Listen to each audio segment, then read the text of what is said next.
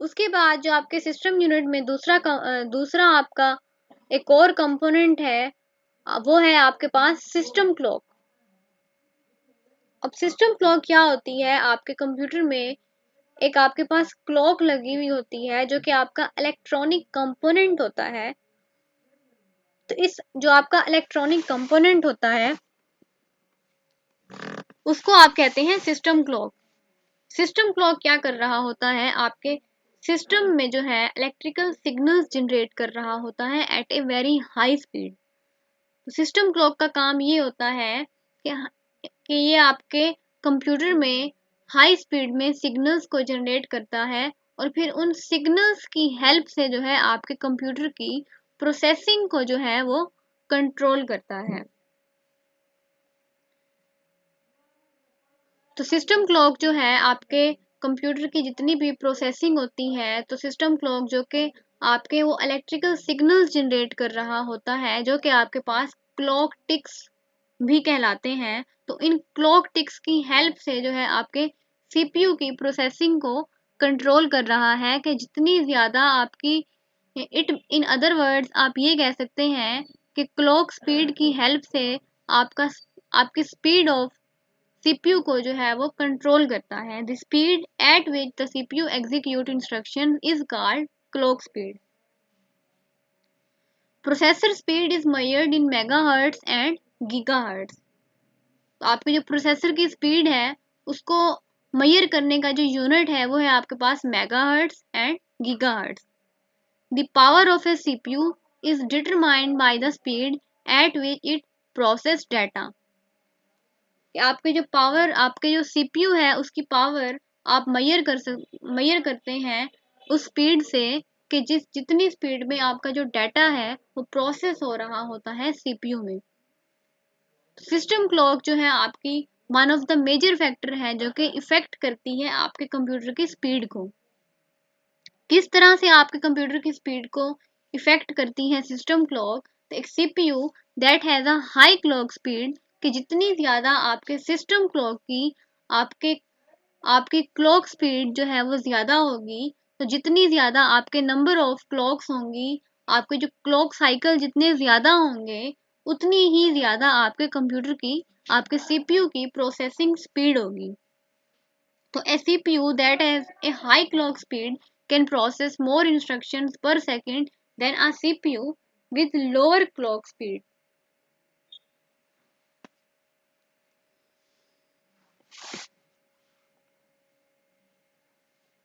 आपके पास जो दूसरा कंपोनेंट है आपके सिस्टम यूनिट में, अनदर कंपोनेंट है, वो है आपके पास कैशे मेमोरी।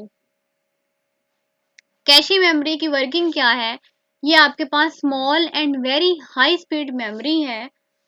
आपकी स्मॉल और वेरी हाई स्पीड मेमोरी है, इसकी वर्किंग जो है वो सेम जो है आपके रैम की तरह की होती है, लेकिन फर्क ये है कि आपका जो रैम है, आपकी जो रैम की लोकेशन है ये थोड़ा डिस्टेंस पे होता है आपके सीपीयू से, लेकिन जो आपकी कैशे मेमोरी होती है ये क्लोजर टू सीपीयू होती है। आपकी कैशे मेमोरी की एक्चुअली में वर्किंग ये होती है कि आपका जो प्रोसेसर है, जो आपके कंप्यूटर की प्रोसेसिंग होती है, उसको हम ज़्यादा फास्ट करना चाहते हैं कि रैम की मदद से भी आपका कंप्यूटर जो है फास्टली ऑपरेट कर रहा था, लेकिन उसको और ज़्यादा फास्ट करने के लिए हम कैशे मेमोरी को यूज़ करते हैं, जो कि कैशे मेमोरी जो है आपके सीपीयू से क्लोजर होती है। तो रैम जो है आपकी डिस्टेंस पे होती है और सीपीयू और रैम के दरमियान में जो है आपके पास कैशे मेमोरी वर्क कर रही होती है कि आपके डाटा को जो है वो फास्टली प्रोसेस कर रही होती है। The data and instructions that are most frequently और recently used by the CPU stored in cache memory, कि जो डाटा आपका बहुत ज़्यादा एग्जीक्यूट हो रहा होता है या बहुत ज़्यादा टाइम जो है आपका सीपीयू जो है उसको एग्जीक्यूट करता है, प्रोसेस करता है, तो आपकी जो बार बार इंस्ट्रक्शंस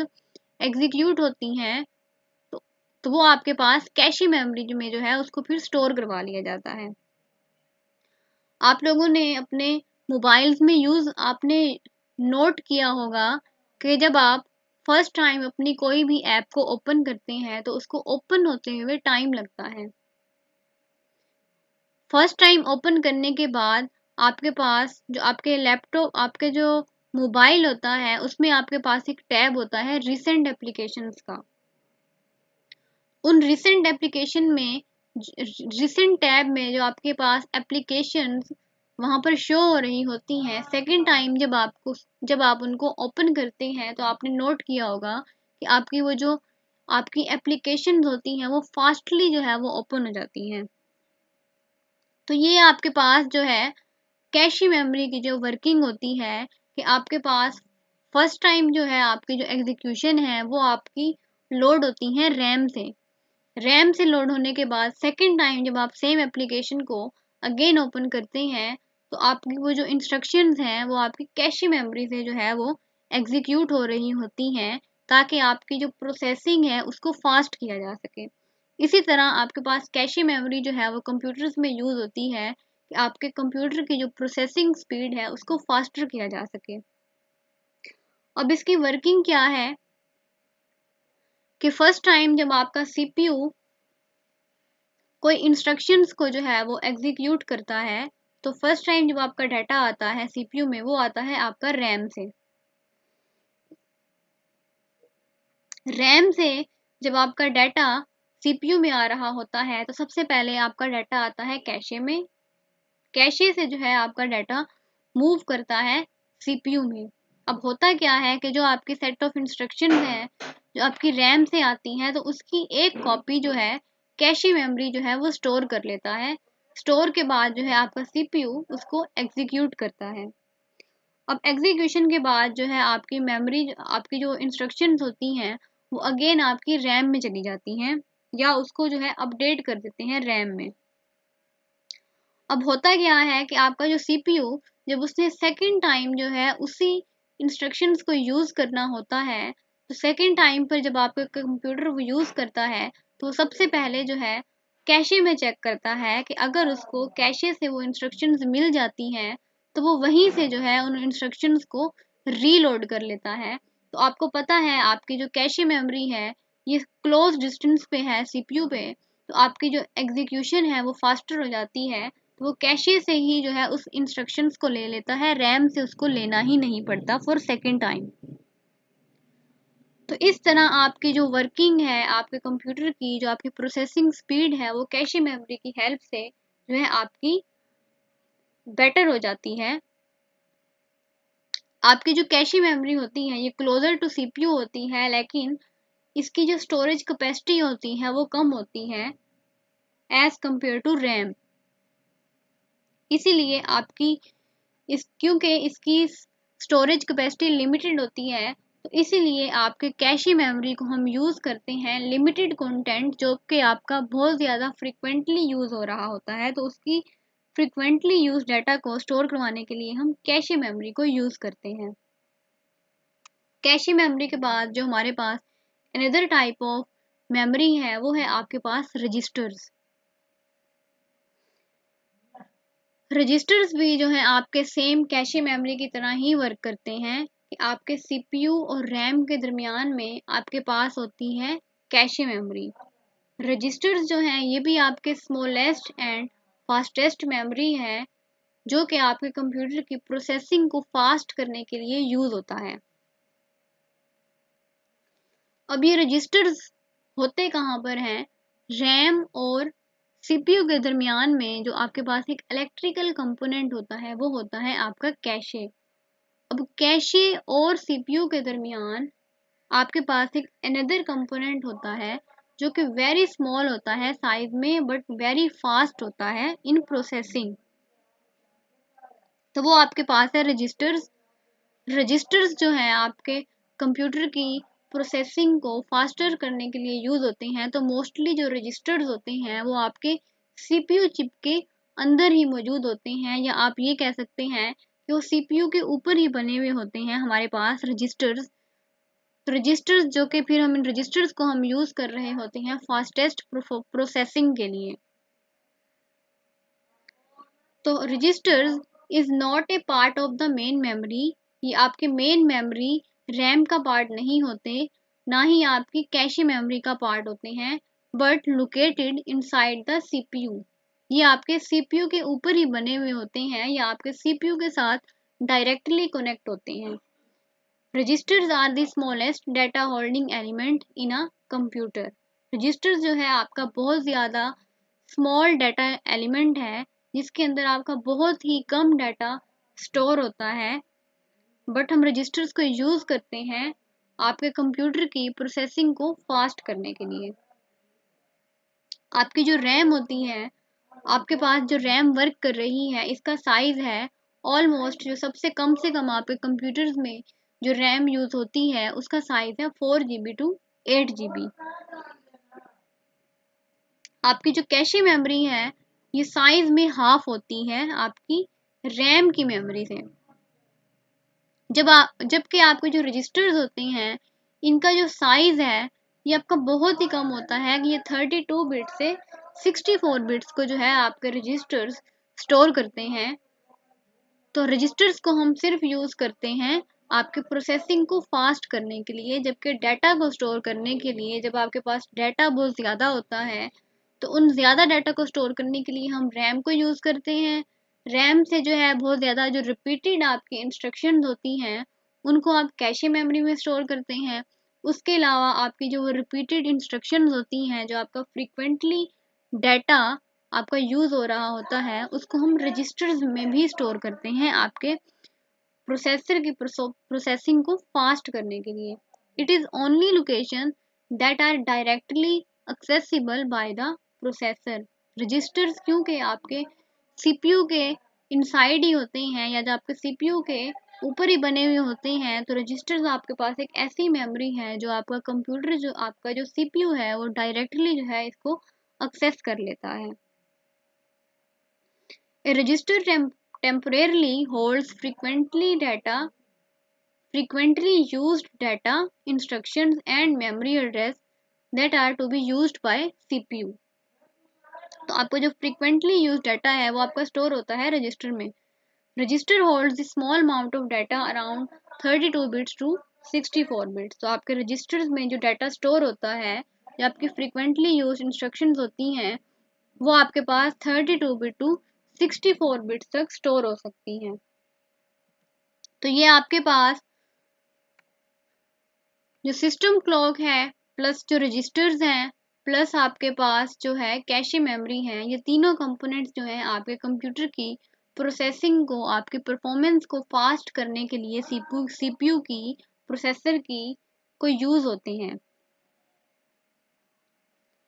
अब हमारे पास जो अनदर कंपोनेंट्स हैं जो आपके फिजिकली अटैच्ड हैं आपके कंप्यूटर के, आपके सिस्टम यूनिट में, वो है आपके पास एक्सपेंशन कार्ड्स एंड स्लॉट्स।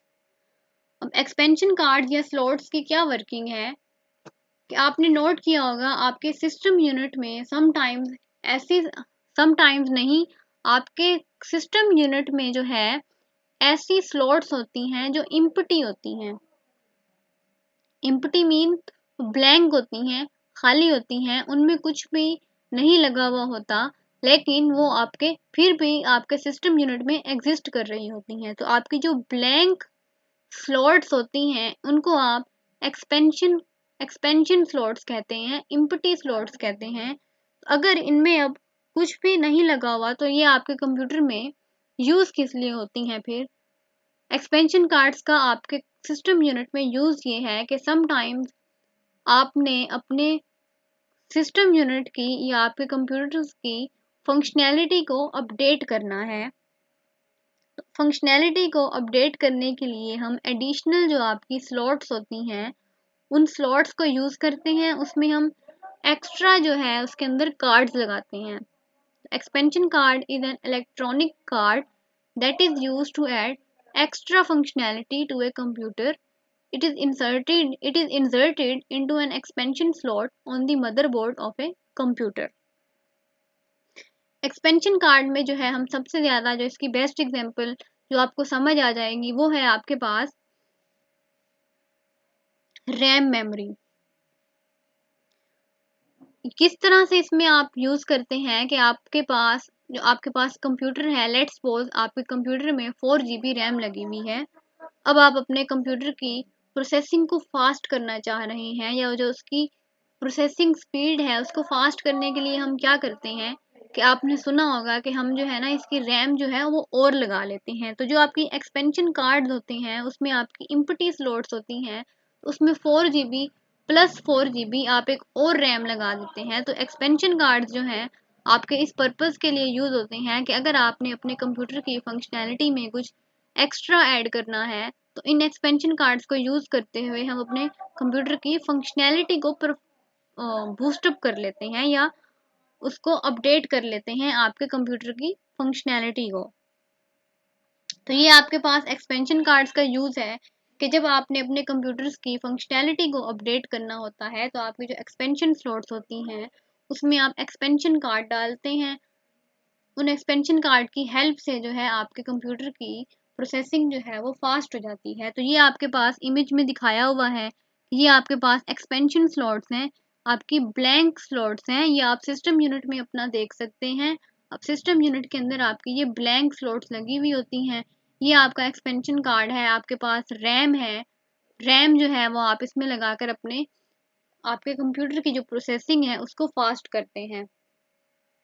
उसके बाद जो हमारे पास अनदर फिजिकल कंपोनेंट है जो आपके मदरबोर्ड पे लगा हुआ होता है, वो होता है आपका network interface card. Network interface card हमारे पास एक हार्डवेयर कंपोनेंट होता है जो यूज होता है आपके कंप्यूटर को कनेक्ट करने के लिए इंटरनेट से। तो नेटवर्क इंटरफेस कार्ड की वर्किंग ये है आपके कंप्यूटर में कि आपने जब अपने कंप्यूटर को इंटरनेट से कनेक्ट करना होता है, तो इंटरनेट से कनेक्ट करने के लिए आपके पास जो हार्डवेयर कंपोनेंट यूज़ होता है आपके कंप्यूटर में या आपके लैपटॉप्स में, तो वो आपके पास है नेटवर्क इंटरफेस कार्ड।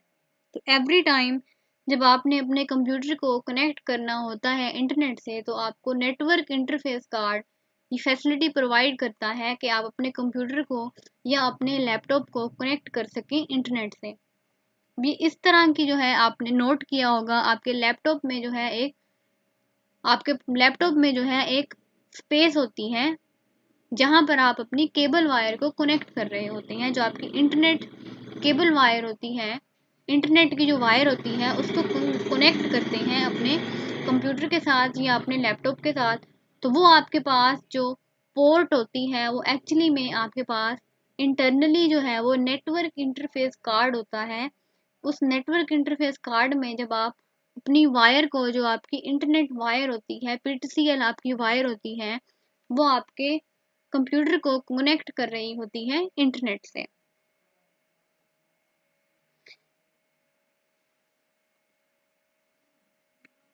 उसके बाद हमारे पास सिस्टम यूनिट में आपके पास होती हैं पोर्ट।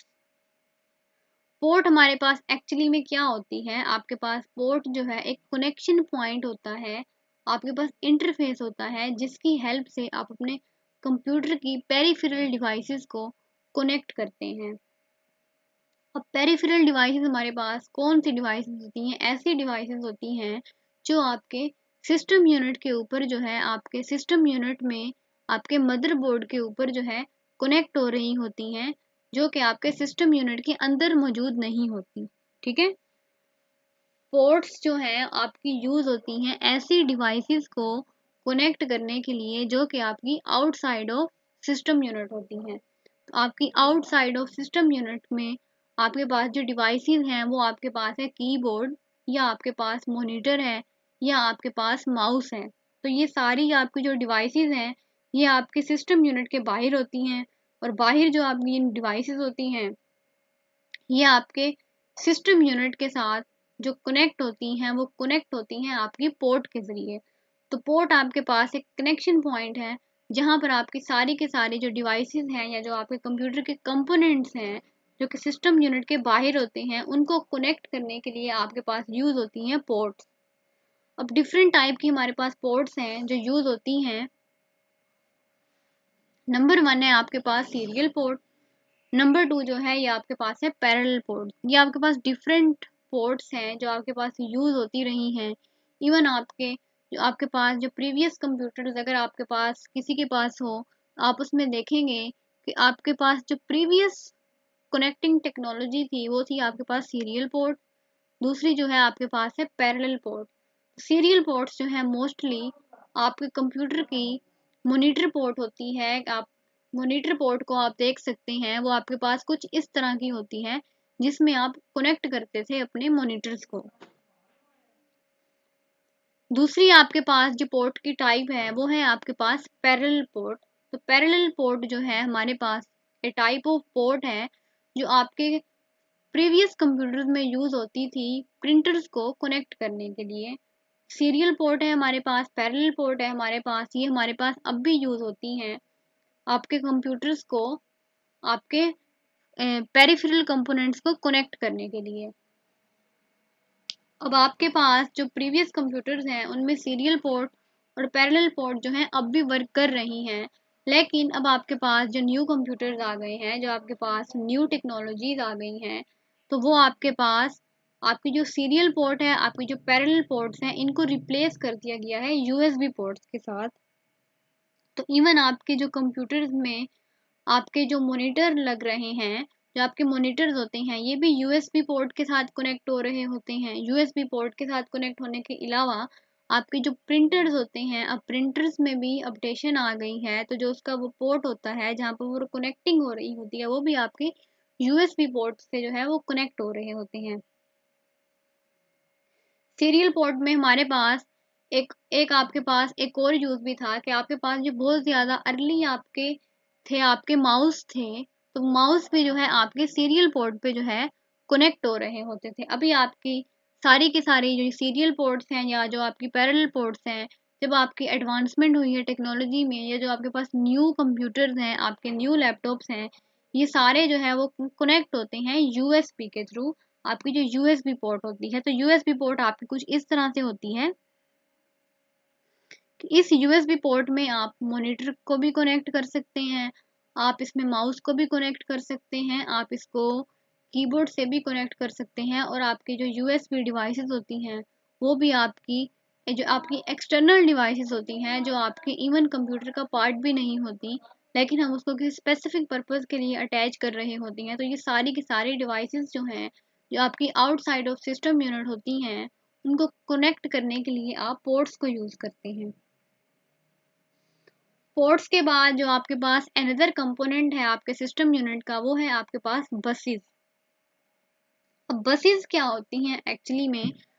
बसेस हमारे पास एक पाथ होता है इलेक्ट्रॉनिक, एक ऐसा पाथ होता है जिसकी हेल्प से आपके जितने भी कंप्यूटर के कंपोनेंट्स हैं, जो आपके मदरबोर्ड के ऊपर आपके जितने भी कंपोनेंट्स आके कनेक्ट हो रहे होते हैं, वो सारे कंपोनेंट्स जो कनेक्ट होते हैं या जब वो आपस में कम्युनिकेट करते हैं, तो वो करते हैं आपके बसेस की हेल्प से। बसेस के एग्जांपल अगर आप रियल वर्ल्ड में लें, तो बस का यूज हमारे पास क्या होता है? आपके पर्सन को जब एक लोकेशन से दूसरी लोकेशन पे जाना होता है, तो वो बस के थ्रू जो है अपना अपना जो है वो ट्रेवल करता है और अपनी रिक्वायर्ड लोकेशन पे पहुंचता है। तो सेम बस का आपके कंप्यूटर में यूज है। आपके जितने भी कंपोनेंट्स हैं, उन कंपोनेंट्स को आपस में, क्योंकि हमने पढ़ा था कि जितने भी आपके इलेक्ट्रिकल कंपोनेंट्स होते हैं वो आपके कनेक्ट होते हैं मदरबोर्ड पे। उन इलेक्ट्रिकल कंपोनेंट्स के अलावा जो आपके आउटसाइड ऑफ सिस्टम यूनिट होते हैं, जो सिस्टम यूनिट के बाहर के कंपोनेंट्स होते हैं, वो भी आके आपके कनेक्ट हो रहे होते हैं मदरबोर्ड के साथ with the help of ports. उन पोर्ट्स की हेल्प से आपके सिस्टम यूनिट के जो बाहर के कंपोनेंट्स होते हैं वो भी आपके कनेक्ट हो रहे होते हैं सिस्टम यूनिट के साथ। उसके अलावा आपके मदरबोर्ड के ऊपर जितने भी कंपोनेंट्स हैं वो भी सारे के सारे कनेक्टेड होते हैं। तो ये सारे कंपोनेंट्स जो आपस में कम्युनिकेट कर रहे होते हैं, जो जो डाटा जो आपका उनका ट्रांसफ़र हो रहा होता है, जो इंस्ट्रक्शन उनकी ट्रांसफ़र हो रही होती हैं, तो ये सारी की सारी जो कम्युनिकेशन होती है ये पॉसिबल होती है आपके बसेस के थ्रू। तो एक computer system consist of different devices. आपके कंप्यूटर सिस्टम जो है कंसिस्ट करता है डिफरेंट डिवाइसेस पे। आपके पास मॉनिटर है, आपके पास कीबोर्ड है, माउस है, मदरबोर्ड में आपके पास सीपीयू है, आपके पास रैम है। तो ये आपके पास डिफरेंट डिवाइसेस हैं आपके कंप्यूटर में। CPU must be able to communicate with all devices. ये नेसेसरी होता है कि आपके सीपीयू ने जो है वो कम्युनिकेशन करनी होती है ऑल डिवाइसेस के साथ। All these devices are connected to each other by a communication channel. Communication channel के थ्रू जो है ये आपस में कनेक्टेड होते हैं और कम्युनिकेट कर रहे होते हैं। तो ये जो आपके पास कम्युनिकेशन चैनल है ये आपके पास कहलाता है बस। A bus is an intermediate or communication line to move a large amount of data in form of electrical pulses from one component to another one। तो ये आपके पास एक आपके पास एक कंपोनेंट है जो आपके पास इलेक्ट्रिकली जो है आपकी डाटा को जो है या आपकी कम्युनिकेशन को पॉसिबल करता है। In other words buses are the electrical path between all the units। तो ये आपके पास एक इलेक्ट्रिकल पाथ होता है जिनकी हेल्प से जो है आपके जितने भी कंप्यूटर के कंपोनेंट्स होते हैं वो आपस में कम्युनिकेट कर रहे होते हैं। अब बस आपकी आपके यूनिट्स को कनेक्ट कर रही होती है। आपका सीपीयू में आपका जो कंट्रोल यूनिट है, आपका अरिथमेटिक लॉजिक यूनिट है, तो इनके दरमियान में जो कम्युनिकेशन हो रही होती है वो आपके पास बसेस के थ्रू हो रही होती है। मेन मेमोरी जो है रैम है, रोम है, या आपकी इनपुट डिवाइसेस है, माउस है, आपका कीबोर्ड है। आउटपुट डिवाइसेस आपका जो है आपका मॉनिटर है, आपका प्रिंटर है। इसके अलावा आपके पास जो सेकेंडरी स्टोरेज डिवाइसेस होती हैं, जो आपके पास हार्ड डिस्क होती है, इन सब कंपोनेंट्स के दरमियान जो आपके कंप्यूटर यूनिट्स हैं, इन सब यूनिट्स में कम्युनिकेशन जो होती है आपके बसेस के थ्रू होती है। अगर आप नोट करें, आपका जो मदरबोर्ड होता है, कभी अगर आप उसको आप गौर से देखें तो उसके ऊपर वाइट वाइट कलर की जो है ना वो लाइंस लगी हुई होती हैं बहुत ज़्यादा सर्किट में। तो वो जो सारी वो उसमें लाइंस लगी हुई होती हैं वो एक्चुअली में आपके कंप्यूटर की बसेस होती हैं।